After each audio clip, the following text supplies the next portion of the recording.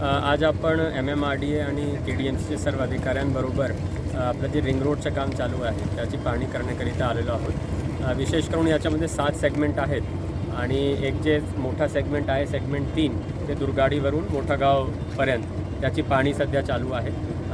जे आपण दुर्गाडीवरून जे आपला गोविंदवाडी बायपास आहे त्या कामाची पाहणी केली।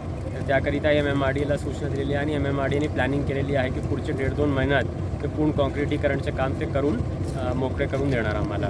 त्याचबरोबर पुढचे जे सेगमेंट्सचे काम आहे त्याच्यामध्ये लँड ॲक्विजिशनची जबाबदारी KDMCची आहे। म्हणजे आपण लँड हँडओव्हर करतो MMRDAला आणि संयुक्त विद्यमानाने आपण काम करत असतो।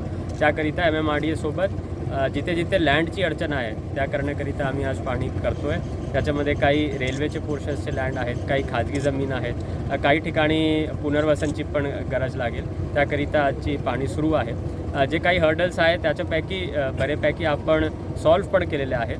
म्हणजे जवळजवळ 50% जास्त जमीन आपण हँडओव्हर MMRDAला केलेली आहे। उर्वरित जागाची पाहणी पण आज आपण करतो आहे आणि काही सॉल्व्ह होण्यासारखे आहे ते पण आज चर्चा करून आपण सॉल्व्ह करतो आहे आणि काही ठिकाणी आपण चर्चा करून जे लँड ओनर्स आहे त्यांच्यासोबत ते आपण ॲक्विजिशनचे प्रोसेस करून ते आम्ही ताब्यात घेऊन MMRDAला हँडओव्हर करणार आहोत। कदाचित पुढच्या 1.5-2 महिन्यात त्याच्यामध्ये पण प्रगती आपल्याला दिसेल आणि आपलं जे MMRDAचं जे रिंग रोडचं काम आहे त्याच्यामध्ये सेगमेंट 1 to सेगमेंट 7 आणि पुढचे एक सेगमेंट 8 पण आहे।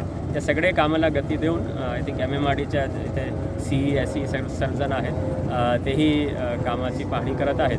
ते जलद गतीने कंप्लीट करून नागरिकांसाठी काही पॅचेस लवकरात लवकर कसं ओपन करता येईल याचा आमचा उद्देश आहे करण्याचं उद्दिष्ट ठेवलं आहे। सध्या आम्ही असा विचार करतो की पुढचे 1.5-2 महिन्यात जे लँड ॲक्विजिशनचे इश्यूज आहेत ते कंप्लीट सॉल्व्ह करून MMRDAला हँडओव्हर करू आणि जसे जसे हँडओव्हर यांना करत जाणार तसे तसे त्या पॅचमध्ये ते काम करत जाणार आणि मग नंतर त्याचं काम पूर्ण राहील। आय थिंक त्यांना पुढे 7-8 महिने तरी लागतील असा माझा अंदाज आहे, पण बिफोर मॉन्सून्स हे पॅच कसे पूर्ण करता येईल याच्यावर आम्ही प्रयत्न करतो आहे।